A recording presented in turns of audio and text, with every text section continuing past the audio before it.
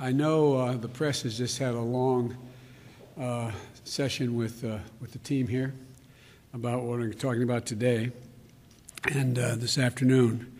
And let me just start by saying I can't tell you how much I appreciate the three people standing next to me here for what they've agreed to do to help, particularly my best buddy, John Kerry. Asking a former Secretary of State to come back and do this has been as I know there's a big ask on the part of myself. I was going to blame Kamala for it as well, but for both of us. And but John's been deeply involved. The Secretary's been deeply involved in climate issues as a senator and one of the leaders legislatively as well. And I don't think anybody knows more about the issue and the damage that's been done by some of the executive orders of the previous administration. And Gina, you've run everything, Gina. Thank you very much. Let me get to it. Today is Climate Day at the White House, and which means that today is Jobs Day at the White House. We're talking about American innovation, American products, American labor, and we're talking about the health of our families and cleaner water, cleaner air, and cleaner communities. We're talking about national security, America leading the world in a clean energy future. It's a future of enormous hope and opportunity. It's about coming to the moment to deal with this maximum threat that that's now facing us, climate change, with a greater sense of urgency. In my view, we've already waited too long to deal with this climate crisis. We can't wait any longer. We see it with our own eyes, we feel it, we know it in our bones, and it's time to act. And I might note parenthetically, if you notice, the attitude of the American people toward greater impetus on focusing on climate change and doing something about it has increased across the board, Democrat, Republican, Independent.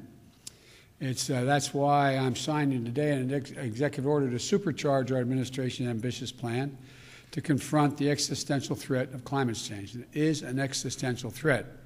Last year, wildfires burned more than 5,000 acres in the West, as no one knows better than the Vice President, former Senator from California, an area roughly the size of the entire state of New Jersey. More intense and powerful hurricanes and tropical storms pummel states across the Gulf Coast and along the East Coast. I can testify to that from Delaware. Historic floods, severe droughts have ravaged the Midwest. More Americans see and feel the devastation in big cities, small towns, coastlines, and in farmlands, in red states and in blue states.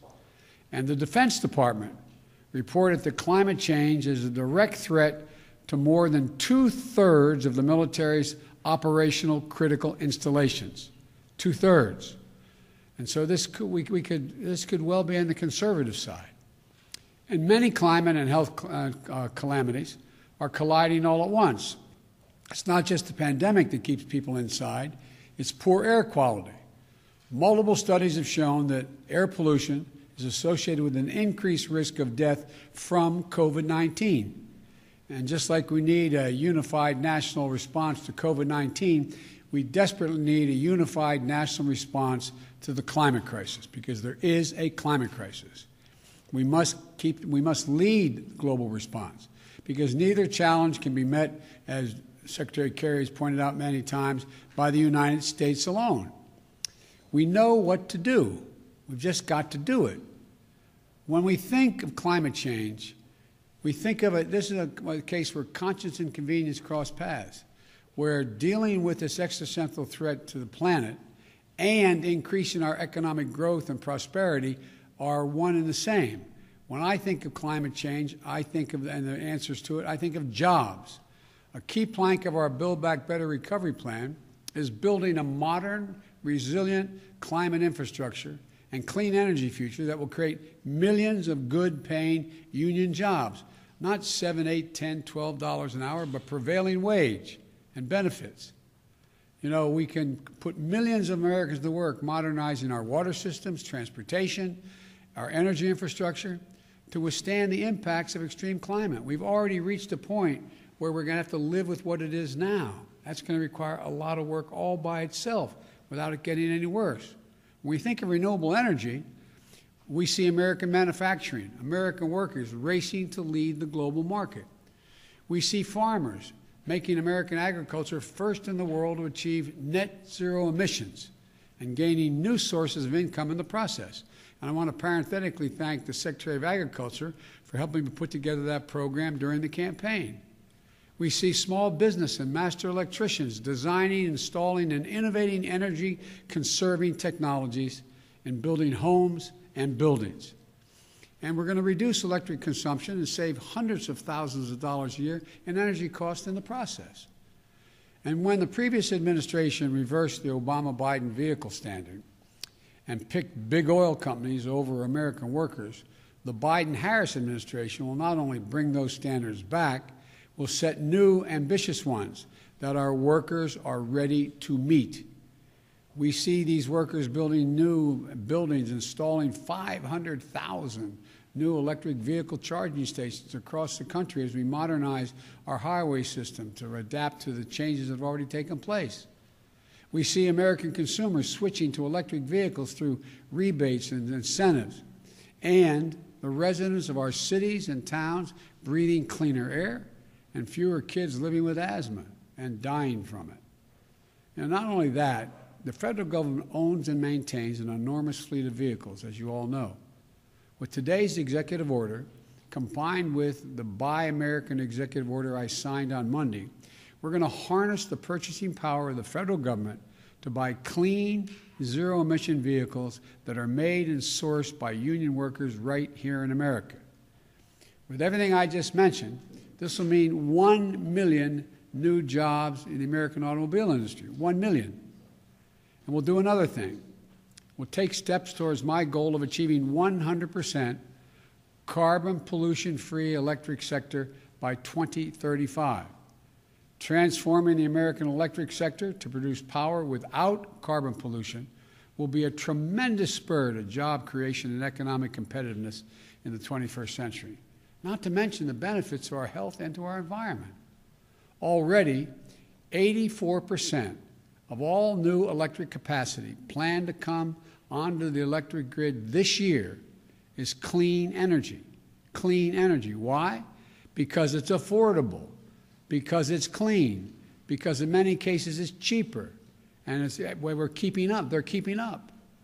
We're going to need scientists and national labs, land-grant universities, historical black colleges and universities to innovate the technologies needed to generate, store, and transmit clean electricity across distances, and battery technology and a whole range of other things. We need engineers to design them and workers to manufacture them. We need iron workers and welders to install them. Technologies they invent, design, and build will ultimately become cheaper than any other kind of energy, helping us dramatically expand our economy and create more jobs with a cleaner environment. And we'll become the world's largest exporter of those technologies, creating even more jobs. You know, we're also going to build 1.5 million new energy-efficient homes and public housing units that are going to benefit communities 3 times over. 1, by alleviating the affordable housing crisis. 2, by increasing energy efficiency. And 3, by reducing the racial wealth gap linked to home ownership. We're also going to create more than 250,000 jobs to do things like plug the millions of abandoned oil and gas wells that pose an ongoing threat to the health and safety of our communities. They're abandoned wells that are open now. And we're going to put people to work. They're not going to lose jobs in these areas. They're going to create jobs. They're going to get prevailing wage to cap those over 1 million wells. These aren't pie-in-the-sky dreams. These are concrete, actionable solutions. And we know how to do this. The Obama-Biden administration reduced the auto industry, rescued the auto industry, and help them retool. We need solar energy, cost competitive with traditional energy, weatherizing more, we made it cost competitive, weatherizing more than 1 million homes. The Recovery Act of our the Democratic administration, made record clean energy investments, $90 billion. The President asked me to make sure how that money was spent. on everything from smart grid systems to clean energy manufacturing. Now, the Biden-Harris administration is going to do it again and go beyond. The executive order I'll be signing establishes the White House Office of Domestic Climate Policy, and it'll be led by one of America's most distinguished climate leaders, former EPA Director Gina McCarthy. As the head of the new office and my National Climate Advisor, Gina will chair the National Climate Task Force, made up of many members of our cabinet, to deliver a whole-of-government approach to the climate crisis. It's not time for small measures. We need to be bold. So let me be clear. That includes helping revitalize the economies of coal, oil, and gas and power plant communities. We have to start by creating new good-paying jobs, capping those abandoned wells, reclaiming mines, turning old brownfield sites into new hubs of economic growth, creating new good-paying jobs in those communities where those workers live, because they help build this country. We're never going to forget the men and women who dug the coal and built the nation. We're going to do right by them, make sure they have opportunities to keep building the nation in their own communities and getting paid well for it. While the whole-of-government approach is necessary, though, it's not sufficient. We're going to work with mayors and governors and tribal leaders and business leaders who are stepping up, and the young people organizing and leading the way. My message to those young people is you have the full capacity and power of the federal government. Your government is going to work with you. Now, today's executive order also directs the Secretary of the Interior to stop issuing new oil and gas leases on public lands and in offshore waters wherever possible. We're going to review and reset the oil and gas leasing program. Like the previous administration, we'll start to properly manage, unlike it, we're going to start to properly manage lands and waterways in ways that allow us to protect, preserve them, the full value that they provide for us for future generations. Let me be clear, and I know this always comes up. We're not going to ban fracking.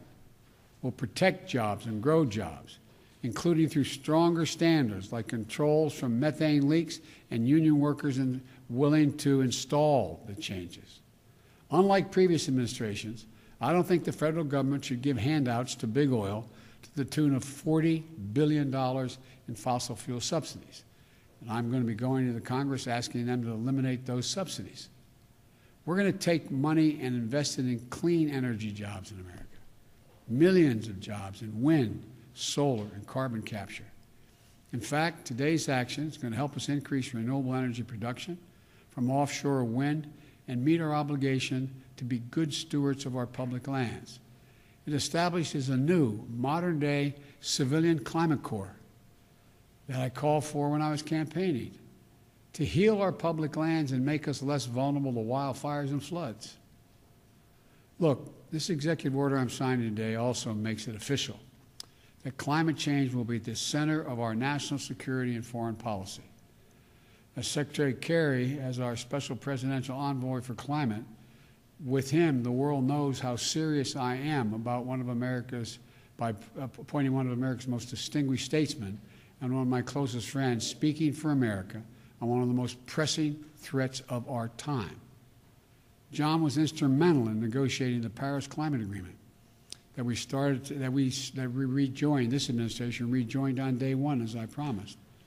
And today's executive order will help strengthen that commitment by working with other nations to support the most vulnerable to the impact of climate change and to increase our collective resilience.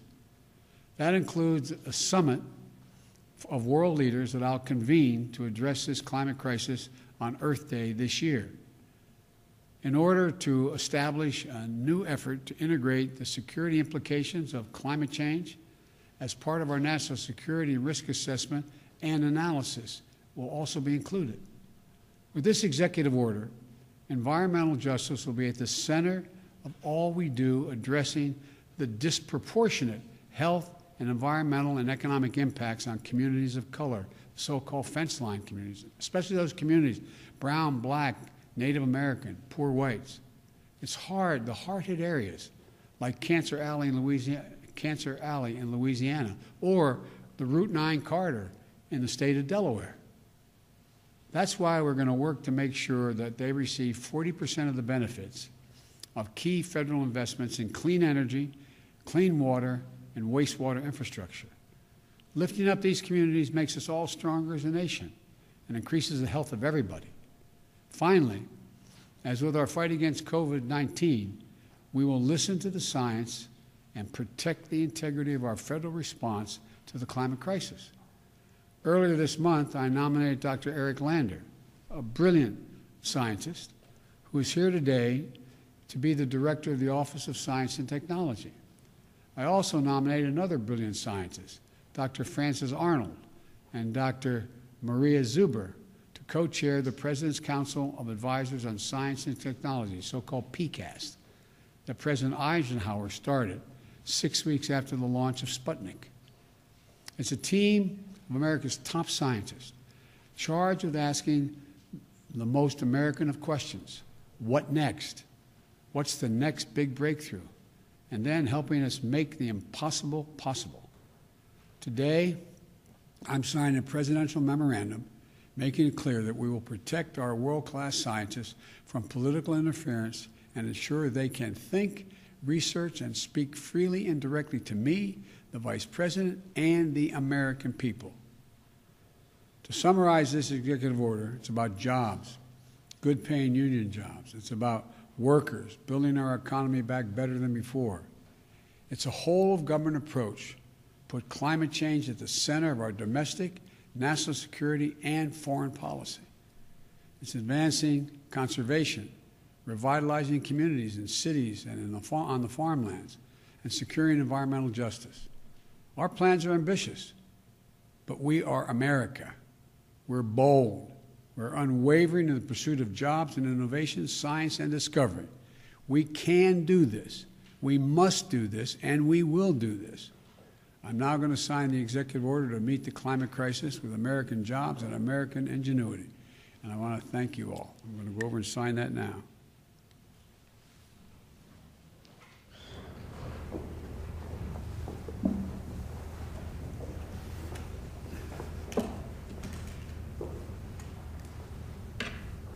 Use the right pens here.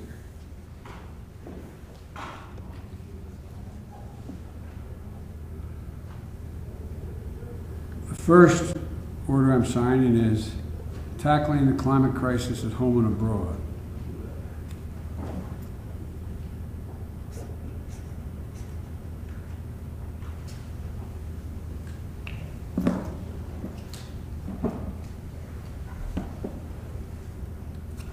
This next one, restoring trust in government through science and integrity and evidence-based policymaking.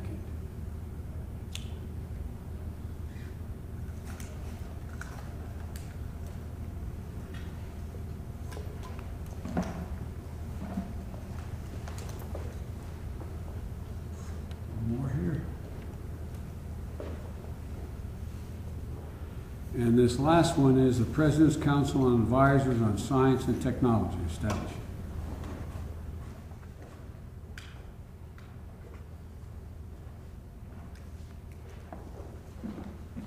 I thank you all for your time. Sir, what type of advice are you asking Americans today? Thank you.